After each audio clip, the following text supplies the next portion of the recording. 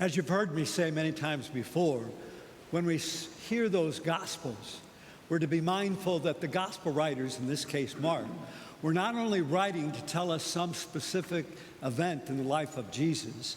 That was part of it, to hear who he was and how he touched lives then, but also how this event speaks to our lives today, 2,000 years later.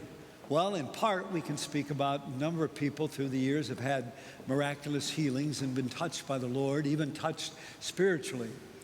And on another level, too, because the Gospels are asking us not only here to look at Jesus physically healing somebody who is deaf, but also how spiritually, all the Gospels want us to take that deeper spiritual point, how spiritually Jesus, through the centuries, including now, wants to heal us of the kind of deafness that we fail to listen to and be open to what the Lord wants to do for us and with us and through us, individually, as a faith community, as a nation.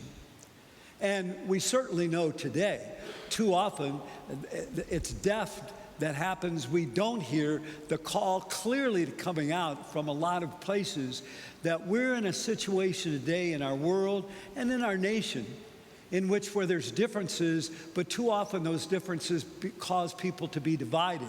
And too often divided, responding with hostility, with venom, with negativity about someone else and how they see it and where we're right and they're wrong and we don't want to have anything to do with them. Today, that may be a deafness of God. Hey, I want to get through to you. You're followers of Jesus, to share this in this issue today, that there could be some healing and reconciliation. The American bishops have also focused on this. I'm going to mention something briefly at the end, but they've encouraged a program called, and this is in the bulletin, and I'll say more later, as I said, Many Voices, One Spirit.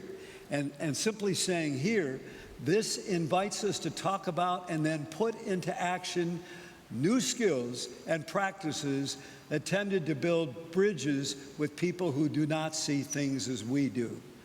So important, we as followers of Jesus, who, again, in his own world, living with those differences to seek understanding and bring people together.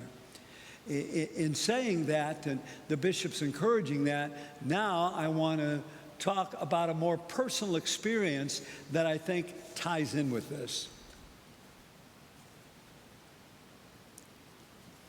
Many of you know that back in, obviously we all remember 9/11. And this Wednesday, called Patriots Day, is the 23rd anniversary, if you will, of 2001, September 11th, and awful things that happened there. And at that time, a year after that year that it happened, there was a gathering, a lot of people in Shanksville, Pennsylvania, where the plane went down for the family members of Flight 93. And I was given the opportunity to come there and be part of that, having a clergy deeply faith-filled and spiritual presence for people who obviously needed that too as a source of hope and healing and strength. And I went and I was there the night before. Talk about listening, which is important for all of us, listening to God. Well, I think one of the ways I heard God speak was through the stories that I heard that whole night before. So that was September 10th in the evening. And I was basically up all night because people had a need to share their story. And isn't that true even in our everyday life, that when people are vulnerable, and it may be us, we need to be able to talk and believe somebody notices and somebody listens. And that was part of God listening that day. And then the next day, I was able to go with them into the area. They didn't have the memorial yet, and it was all fenced in, the very area where the plane plunged into the earth, and relating with a bunch of the people. One of the persons that I met then, and I'll talk about him in a moment too, his name was Jack. And I remember him vividly. And I'm mentioning that because Jack actually spoke this past Thursday. The Halo Foundation in Akron is a foundation that has worked over these years to raise money for that memorial and also to encourage and develop skills for high school and young adults in the area of leadership that includes that courage and includes doing what you need to do and remembering the example of those people on Flight 93 who realized what was happening and got together and did what they could to charge into the cockpit so that that plane would not go down in Washington, D.C. So Jack spoke a couple days ago. I hadn't seen him for a lot of years, but I remember him. And as soon as I walked in, he just reached out to me and gave me a big hug.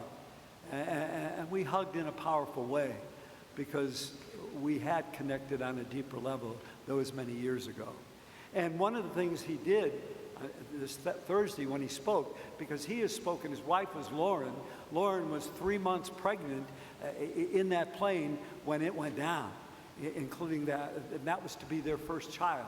So obviously devastating in many ways upon Jack. And Jack still, through these years, taking that, he could have been bitter, and he did grieve, and he still grieves at times. But he too wanted to say, what can I do with this to touch lives here in the United States and foster greater understanding and coming together? So one of the things he did on Thursday, he actually played the tape of the phone message that Lauren, his wife, sent to him while they were in the midst of what was happening. And he wasn't home at the time to get the message. He regretted that, but in another way he said, well, you know what? Because I didn't get the message, I've had that voicemail message all these years, and that has meant so much. He played the actual recording. I'm just going to reflect here upon what Lauren said to her husband. Honey, are you there? Jack, pick up, sweetie. Okay. Well, I just wanted to tell you I love you. We're having a little problem on the plane. I'm totally fine. I just love you more than anything. Just know that. And you know, I'm not uncomfortable, and I'm okay for now. It's a little problem. It's a little problem. So I just love you. Please tell my family I love them. Bye, honey. He plays that almost every day. Wow, when he shared that with us. Human relationships, running deep. And he talked about that whole experience again Thursday night. He also mentioned, remembering that for the people that plane went down in Shanksville, Pennsylvania, killing all 33 passengers and 7 crew. And of course, his wife and first child to be. And in talking about that, he also then talked about how he was part of making sure that this sacred ground in Pennsylvania was, and it is, a memorial field. And then we talked further Thursday night, how we remembered each other and why the hug. When I was there, that first year anniversary, meeting a lot of them, I met Jack. And the next morning, we were going, and they allowed me to come in with the families into the gated area of the sacred ground. And I was with Jack, and we had talked a lot the night before. And he's Catholic, and it meant so much to be able to look at a faith perspective. And when I got there, and we got there together, we went in, Jack, I was right next to him, bent over, knelt, and kissed the ground. Then he stood up, and with tears in his face, he said, "This is the closest I'm going to get to my physical presence for Lauren." Whoa, powerful, faith-filled. We both remember that 23 years later. He remembered that I was there and that presence, and I said, "Oh, Jack, I remembered you and your story and many other people and your faith. And I know through the years he spoken of Lauren and called that sacred ground. I want to mention a few points that he tied in on Thursday that speak to our situation in our country today. So, Jack regards, this is from a news article, and he talked about it with me. Jack regards those aboard that flight as national heroes, sacrificing their lives in an act that prevented the plane from reaching its target and timing their assault to when the plane went down over an open field. And this is something he said to this person and basically to me. He said about that, golly, what a patriotic thing to do. What an American thing to do. Look at the manifest. That plane was a melting pot of people, young and old, black and white, gay and straight, that came together and turned the tables on the terrorists. That united effort in a common cause is what Jack wants people to remember today, and why he keeps talking about something that's so agonizing. He basically says this: the terrorist attack 2 decades ago that killed nearly 3,000 people pulled Americans together in a way not seen since World War II. The deep political and cultural divisions that have ruptured the country since then are very painful to Jack and the other family members.